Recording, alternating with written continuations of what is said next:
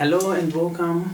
We're looking at the time value of money, just how to calculate your simple interest, your compound interest and the difference between that, working also your future value and your present value and the interest rate.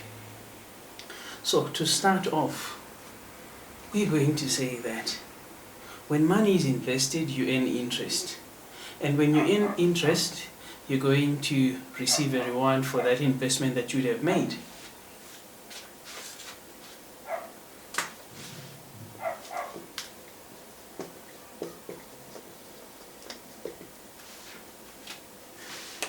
When we calculate simple interest, this is normally just saying your simple interest is equals to the principal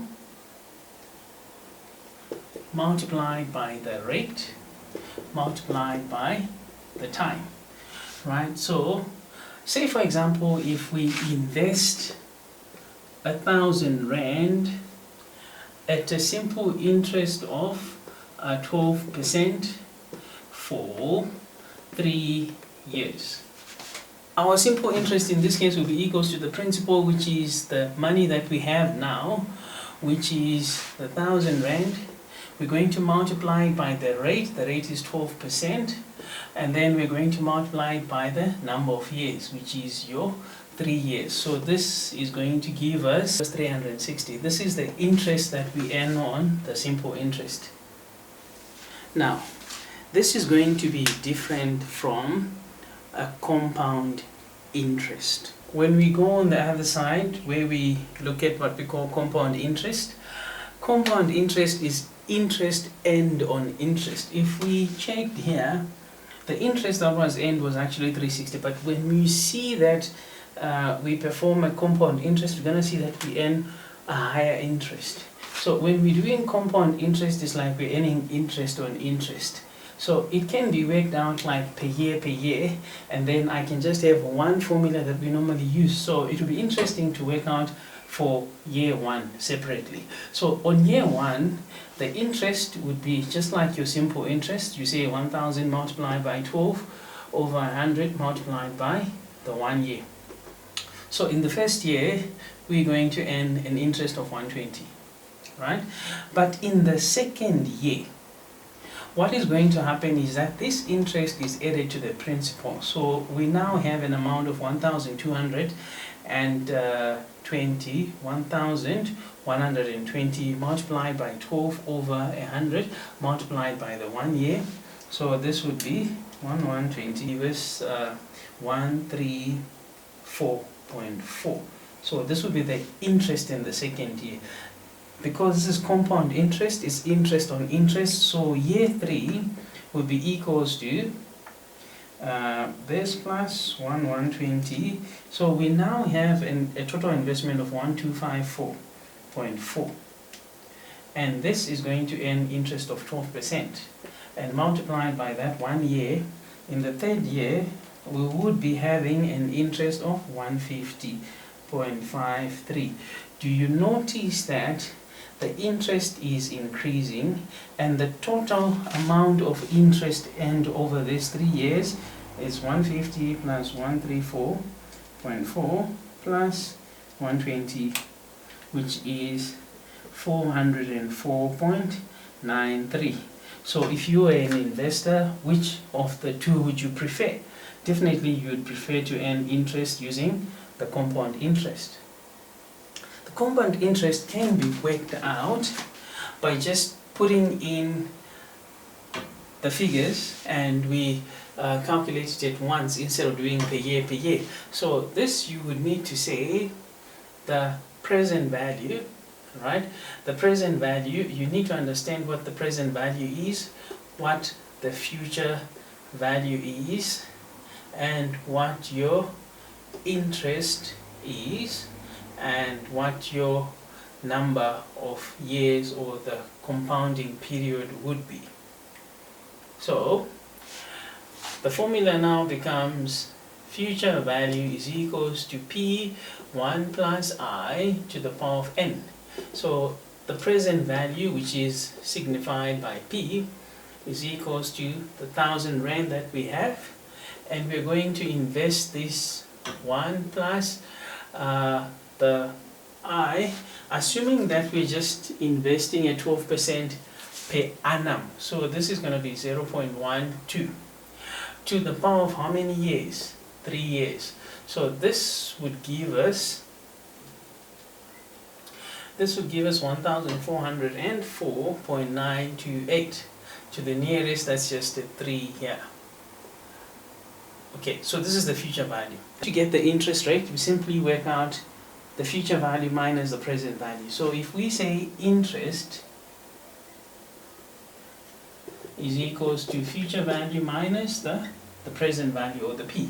So this will be equals to 1404.93 minus 1,000, and that would be 404.93, which is exactly the same amount that we got here.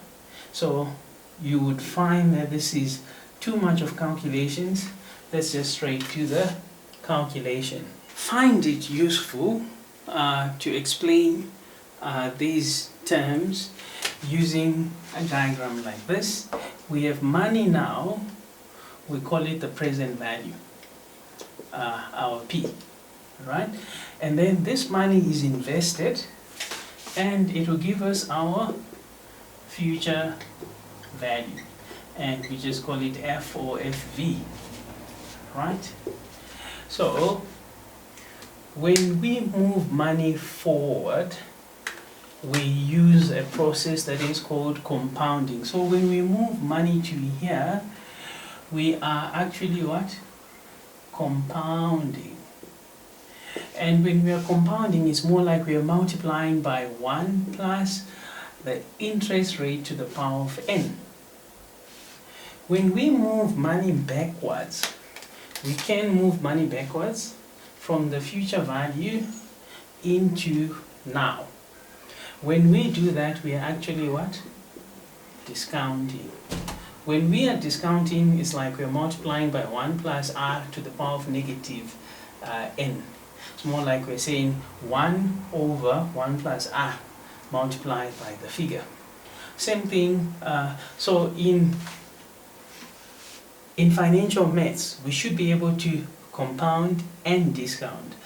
Say for example, we have an amount of 1,000 that we are investing at 12%, but the 12% is compounded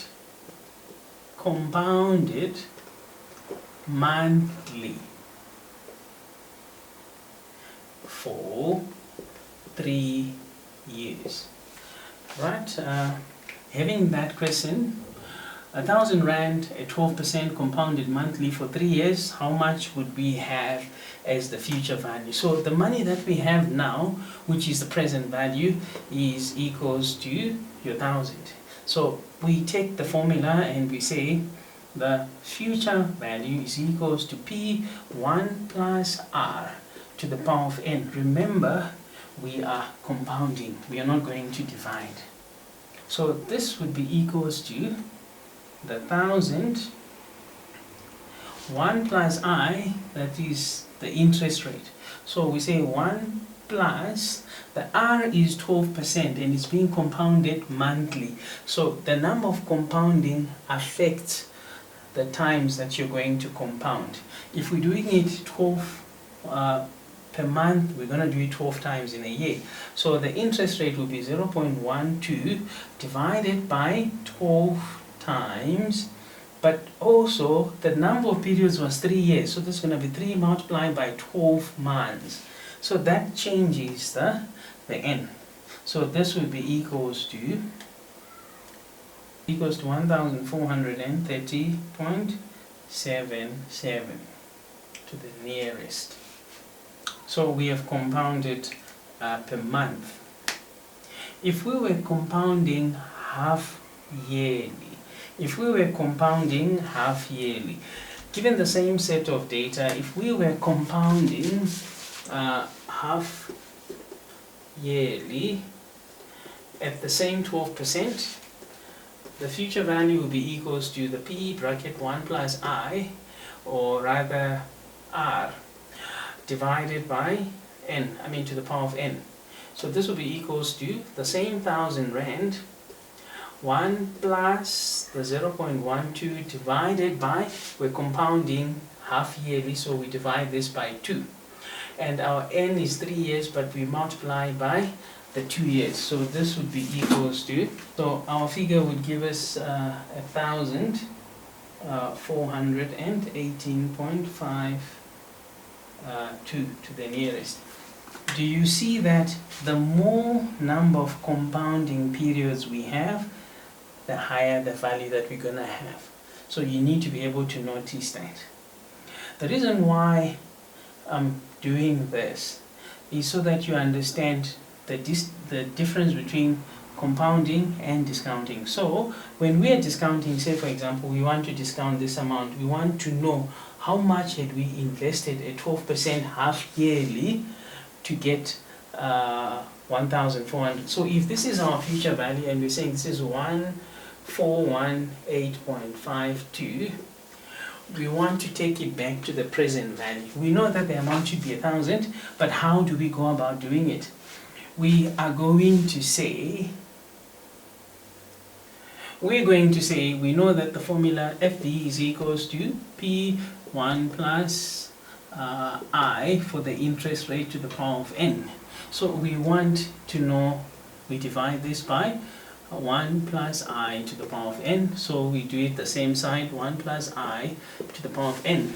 So essentially our P is equals to the FV over 1 plus I to the power of n, which is what we said is our discounting.